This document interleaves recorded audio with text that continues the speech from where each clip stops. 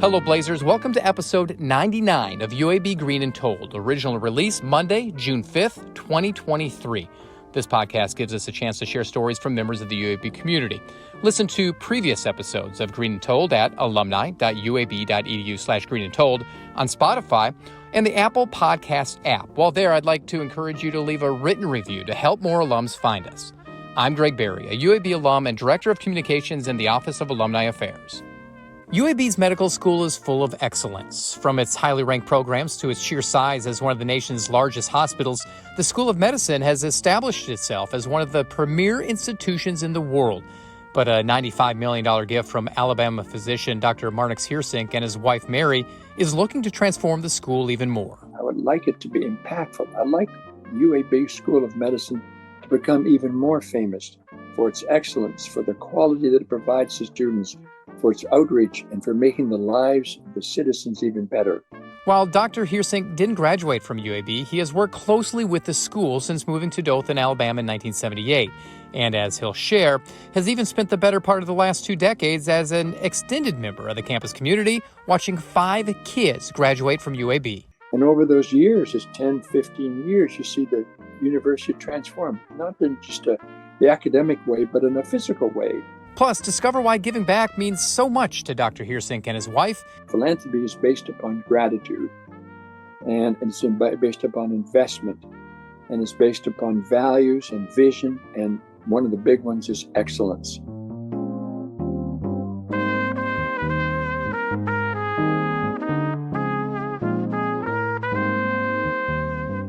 Even if you don't know the person behind the name, there's a good chance you're at least somewhat familiar with the surname Heersink. In 2018, Dr. Marnix Heersink and his wife Mary gave a $2 million gift to help renovate Volker Hall at UAB. Then in 2021, they made a $95 million commitment to the School of Medicine through a transformational gift. But Dr. Heersink's story runs deeper than the gift and begins in Europe. Born in the Netherlands, his family moved to North America when he was just 3 years old. My family moved to Canada, and we started in a very small town. My father had left the Netherlands because he was concerned that the future for his 4 sons, I have 3 brothers, that they might be conscripted into the army in the Netherlands. And at that time, there was a pretty serious threat that the Russians might be coming to the southern part of, the Netherlands. Mm-hmm.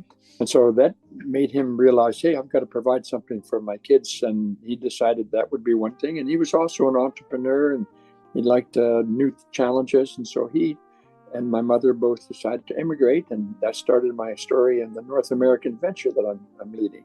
You guys settled in Canada, and you kind of grew up really not knowing what you wanted to be when you grew up. Talk a little bit about that story, how your father kind of led you and guided you into the career that you achieved success in.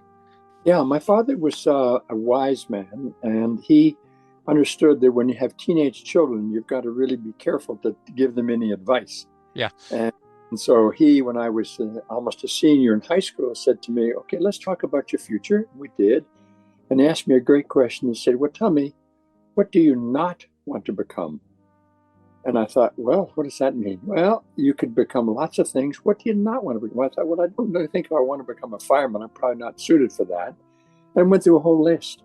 And as the list went smaller and smaller, I realized it condensed things so that it turned out that, professional things.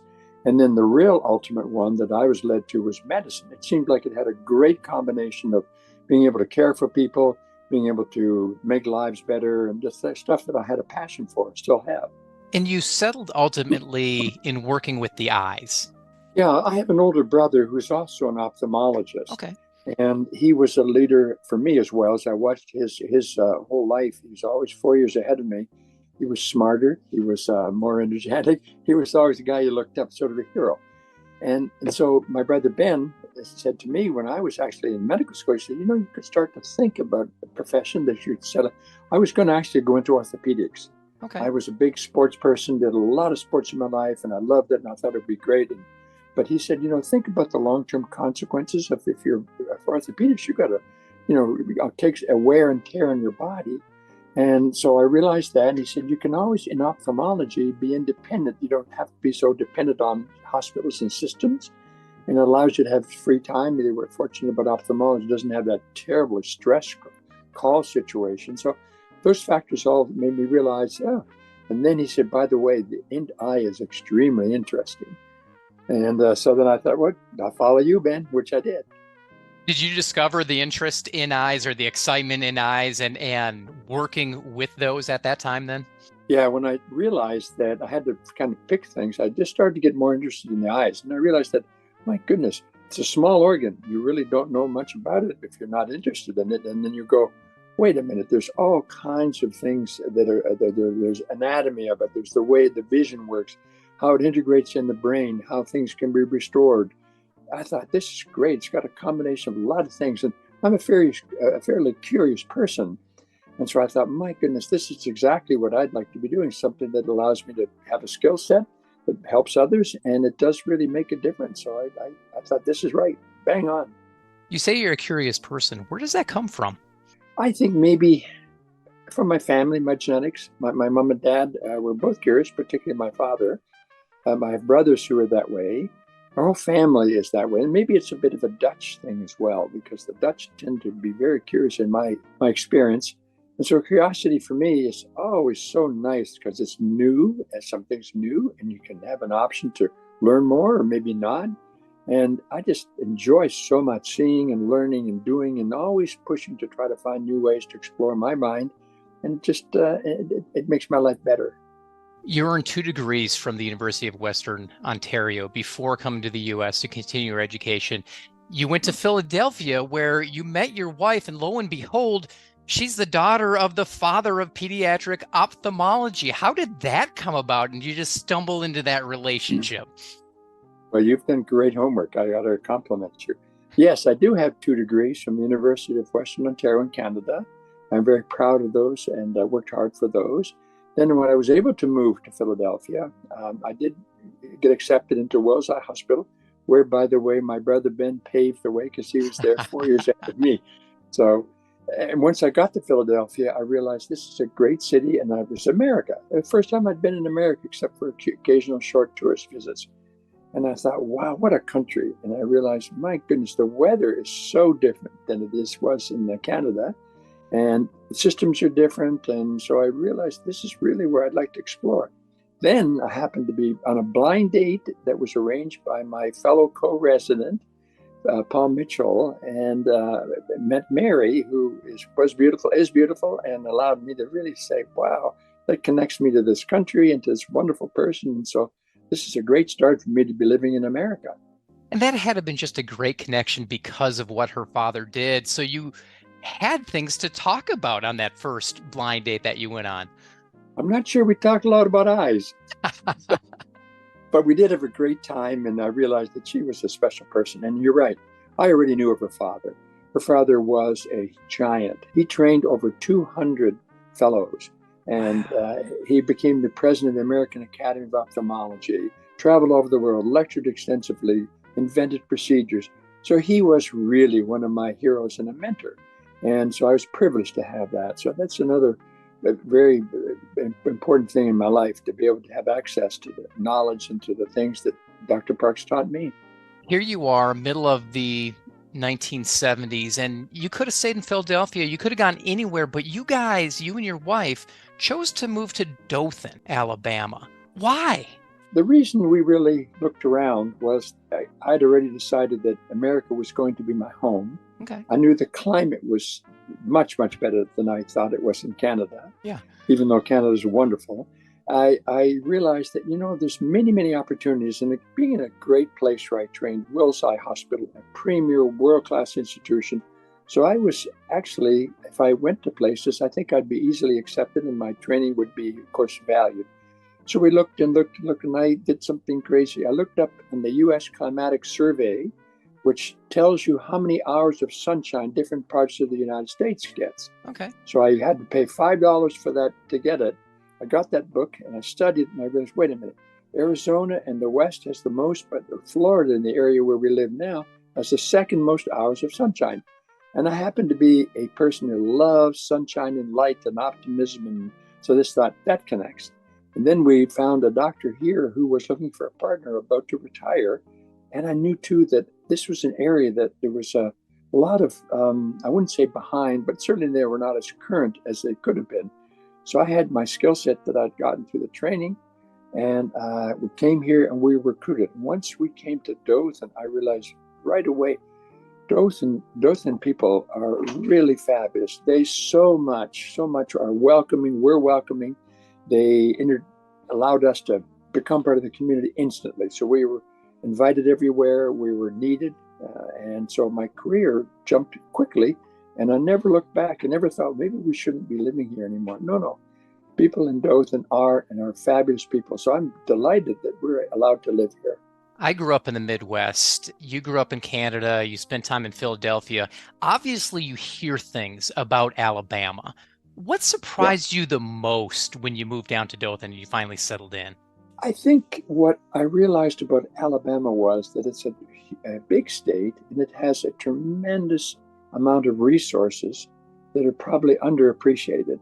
Mm-hmm. Not only in terms of the climate and in terms of all the physical things, but even the talent that is intellectually available. It's particularly at UAB, where I'm extremely proud of the excellence that is attained there and is always ongoing.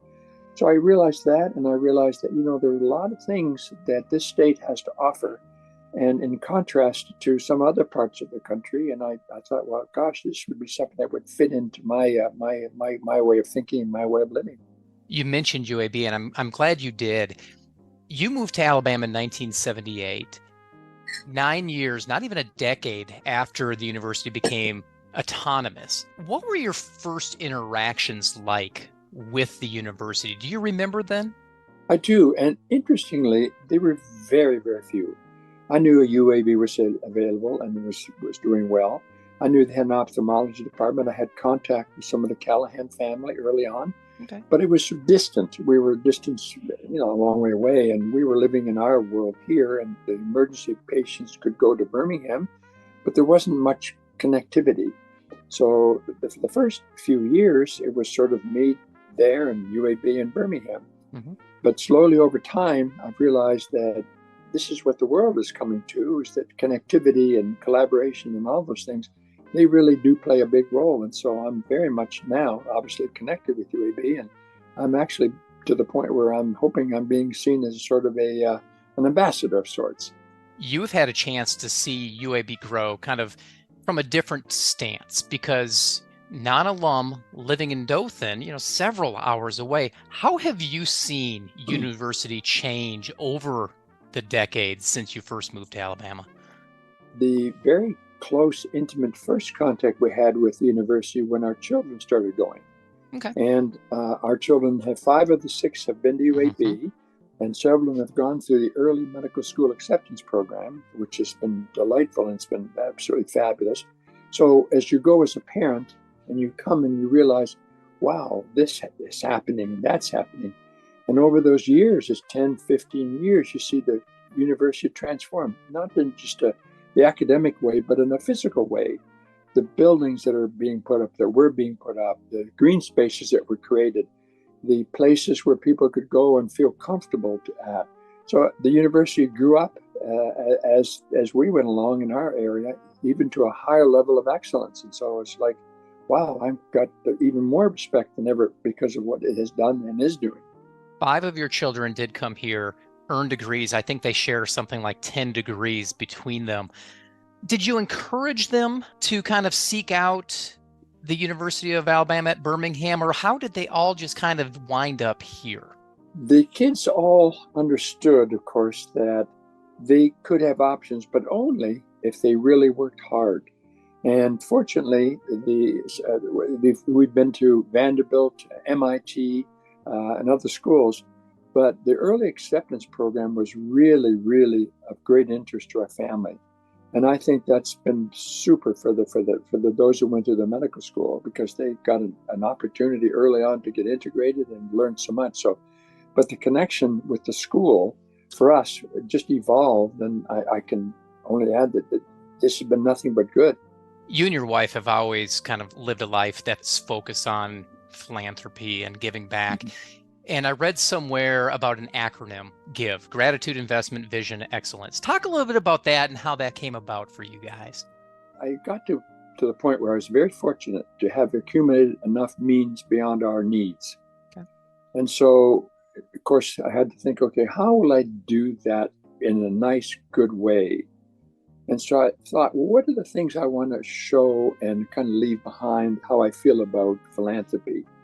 And it does boil down to give. And I strongly believe in that. I believe that philanthropy is based upon gratitude, and it's based upon investment, and it's based upon values and vision. And one of the big ones is excellence. And I put those three together, or throw together in that acronym that I use often because I believe in them. I think that the values and visions that one has that shares with people that give or get gifts is important. I think that part of the I stands for investment, and I believe all of philanthropy for my world is an investment.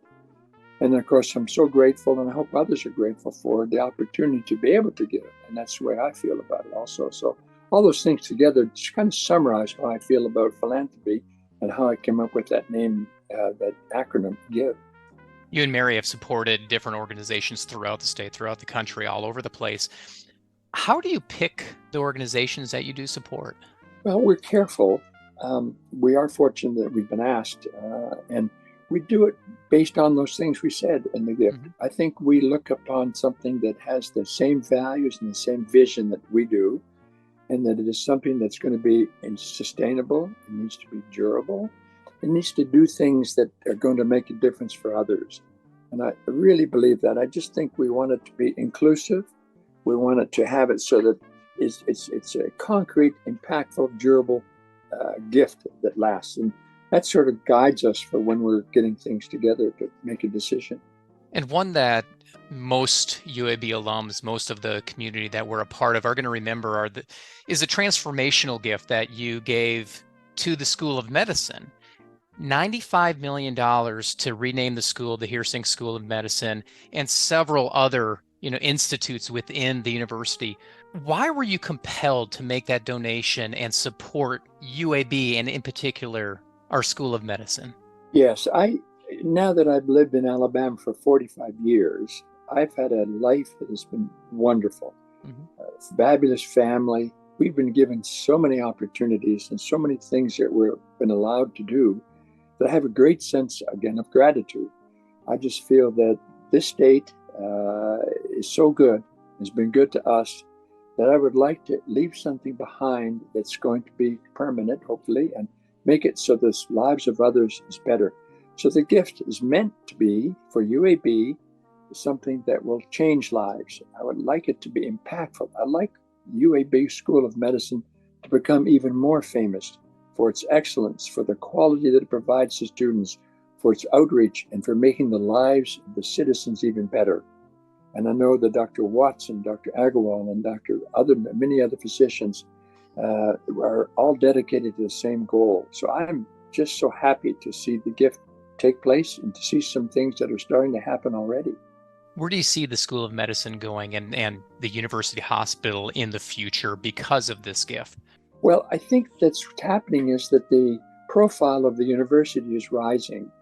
And I think hopefully with the gift and on many other things, there's going to be more and more recognition that UAB is strong and people like excellence as a role. So they want to be attracted to a place where they say, my goodness, I'm going to join a team that is already doing really good things. I want to help make it even better. So if that attitude prevails and it does become an attractive area to come to UAB, I'd be delighted. That's my hope and dream, that makes UAB so famous and so good that it becomes world famous. You mentioned that UAB has an excellence. Where do you think that comes from? I think it starts from people. The people that we've been allowed to get to meet, they're just excellent. They have great, great passion for what they do. They have kindness. They're curious. They work hard. This is a great university and a great medical school. And I'm watching it as it evolves, as I see the tremendous amount of effort that's being put into something that'll be world-class, that is recognized and enjoyed and really become, like I said, world famous. You continue to practice as an eye doctor. Why? What keeps you going? What drives you? I really like what I do. I have been so lucky that I've been allowed to see patients for almost 50 years. I interact with patients, and the particular job that I have is great because we restore things mostly, like cataract surgery. We restore sight. It is an important thing for people. And my specialty is that. So that's a big part of it. And I love being part of an entrepreneurial atmosphere that we have somewhat. We have the business here as well as the medical side. So my life is really full. And ophthalmology is something that has always been at the very first of the list of things that I always look forward to every day getting up to do. So I'm lucky. What's next for you and your wife? Well, Mary and I are very hopeful that we'll remain healthy. We do have interests beyond just a few local things. We are international. We have some connections in the Netherlands. We've supported museums and some institutes there. We really want to see an increasing involvement philanthropically with things that we believe in, including UAB, particularly UAB. I think UAB is really at the top of our list for our passion and our love for what's happening at the school and for the state. I really feel that our state is under good leadership. I think we're a good state that is probably the envy of other states should they know about us. And of course, some of the publicity the state has had over the years has not been as helpful as it maybe could be. But I do know that people that live here and know and understand our state know we have great intentions and that we're going to continue to strive to make it an excellent place. And that's the word excellent coming up again. With a conversation with people that may not give back, they may not make donations to UAB or somewhere else, what would you say to them to get them to think philanthropically? I think one of the things I like about philanthropy is it also gives you an opportunity to inspire.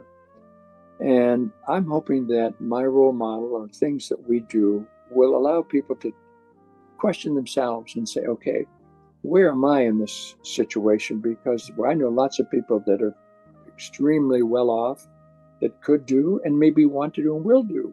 So if we touch a nerve in some of those people where they realize, I've got a cause that makes the lives of others better, I should maybe consider doing that. And I've seen it happen in other places. I've been inspired by others. I've been mentored by others. I've been taught by others. So it's an old adage and an old saying that we've all been warmed by fires that we did not light.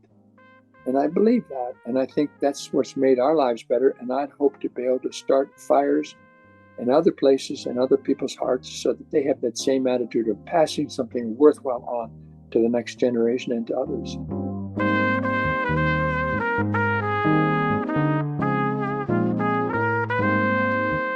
That's Dr. Marnix Heersink. In September 2021, Dr. Heersink and his wife made the single largest philanthropic commitment in UAB history with a $95 million gift. Not only did it name the UAB Marnix Heersink School of Medicine, but it also established the Marnix Heersink Institute of Biomedical Innovation and the Mary Heersink Institute for Global Health. With 5 of the children sharing a dozen total degrees from UAB and his philanthropic support of the school, the Heersinks definitely have a great idea of what it means to be a Blazer. I think being a Blazer, for me, it's an honor to be associated with the school, with its excellence, with the tradition of its building, for all the things it does to make our state and the lives of our citizens better is really something that I treasure. If someone were to say, you're a Blazer, I would say, thank you. I'm honored by that. Be sure to check out past episodes of the UAB Green and Told podcast. Listen in at alumni.uab.edu/greenandtold. Have a story to share or know someone who does? Email greenandtold@uab.edu. Finally, be sure to follow us on social media. Just search UAB Alumni on Facebook, Instagram, and Twitter. Thanks for listening, and until next time, go Blazers.